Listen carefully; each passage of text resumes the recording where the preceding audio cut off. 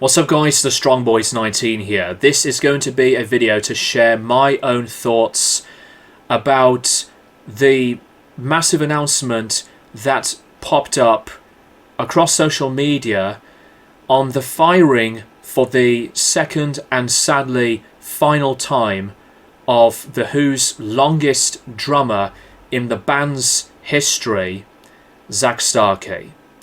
Zak Starkey, son of Beatles musician Ringo Starr, had been with The Who for nearly 30 years.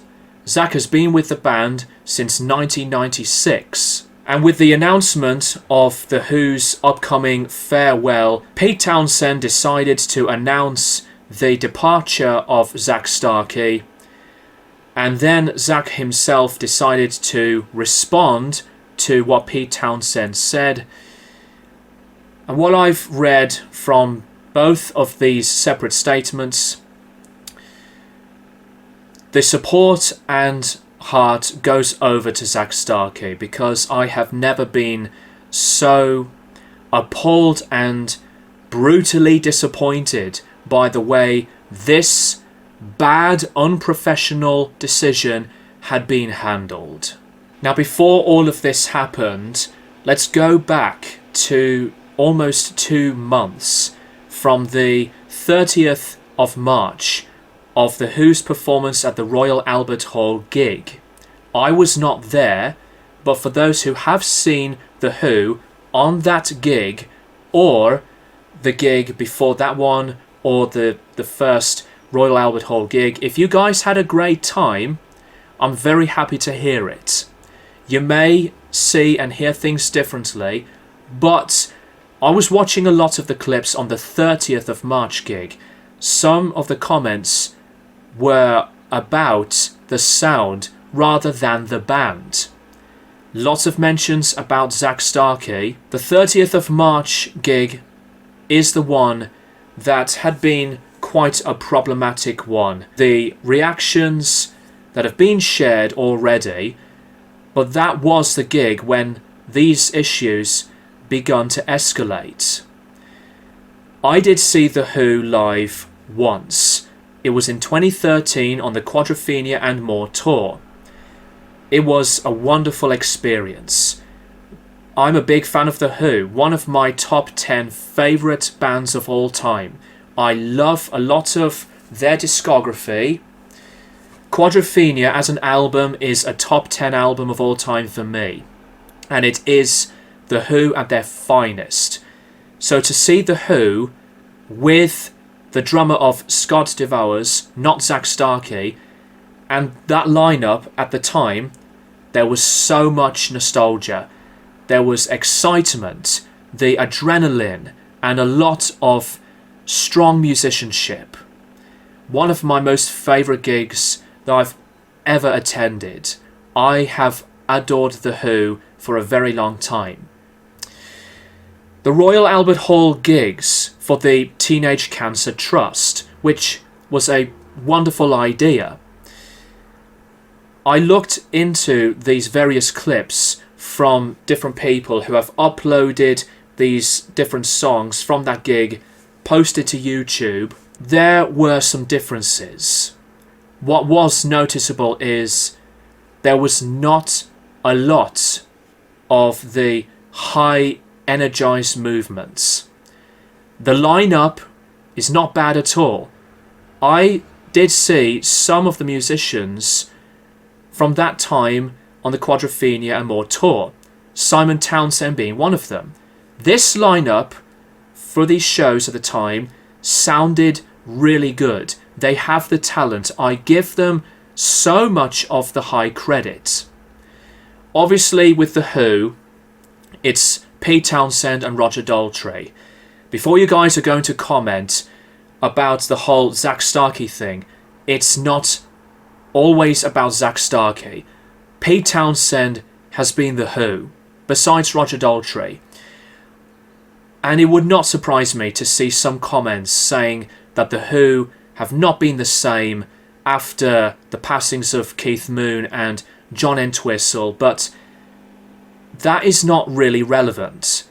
Yes, we love both Keith and John. The rhythm section had been a special part of the band's music, but they have never been The Who.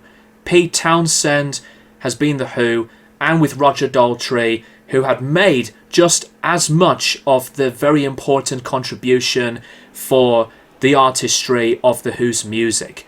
But Zak Starkey, out of the drummers in the whole history of the band, had been as fantastic.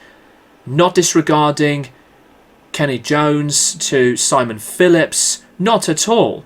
Scott was a brilliant drummer when I saw him with the band on that Quadrophenia tour. But Zak Starkey, from this lineup, delivered the most amount of the energy and the whole presence. He boosted a lot of The Who's sound to life. The 30th of March gig, with the moments of different beats from Zak Starkey, different fills, cymbal taps, they did sound different for the whole duration of the set, but it was not bad at all. The moment of The Song Is Over, which was a song that The Who did not play live for ever, really, they decided to put that song in the set. And Roger Daltrey had to stop it around the halfway mark of the song because his complaining was about the sound, the drums going boom, boom, boom, couldn't hear himself, which is understandably hard for him because he sadly has been not only going blind but also deaf as well. So it was difficult to hear his sound, but the problem was not on Zak. A few beats early and he sang off pitch. That's when he had to stop everything. Townshend was sitting down, and then the band decided to start the whole song again. And thankfully they did play that song all the way through without incident. When it comes to Pete Townshend, it was noticeable about his posture. He went through knee replacement, and he did say before they went to Eminence Front that from his experience with his knee, it affected his breathing.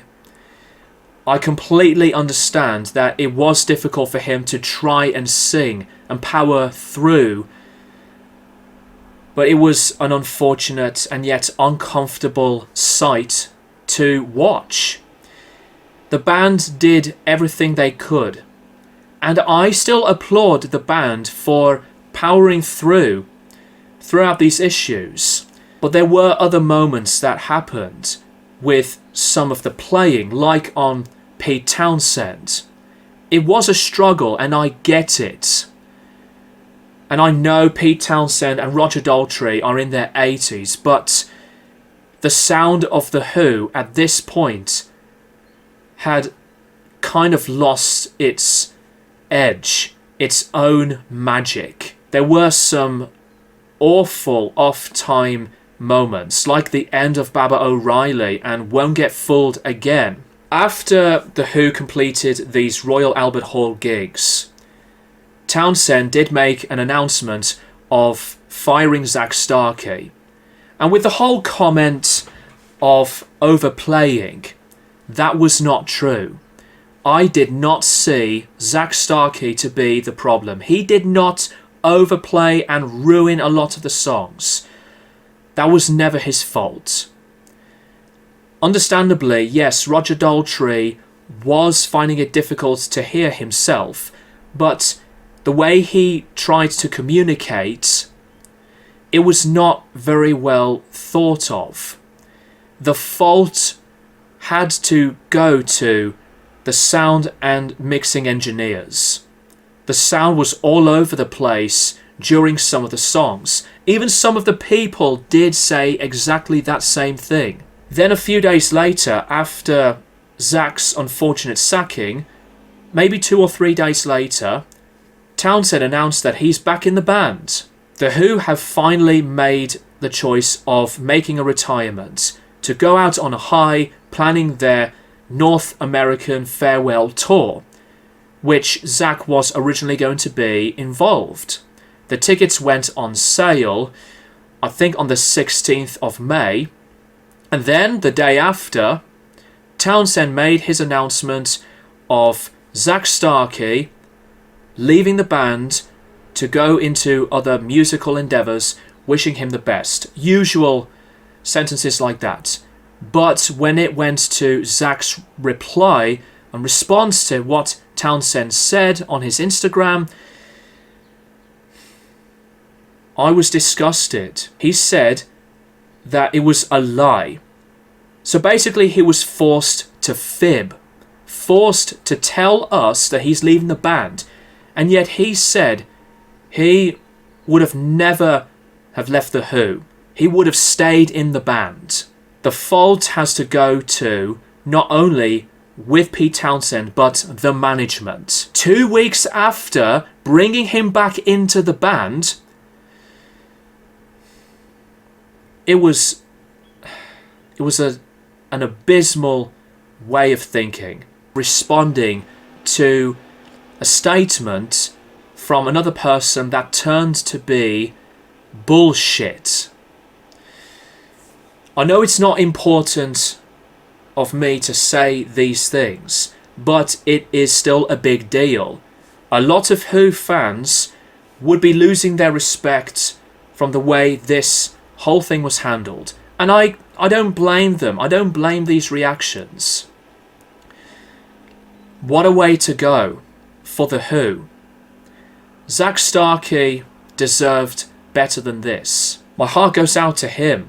Once again, just like when he was fired earlier on, a few weeks ago. Scott Devours joined with The Who for the upcoming American tours, and I wish him the best. We won't be fooled again. I had to say that.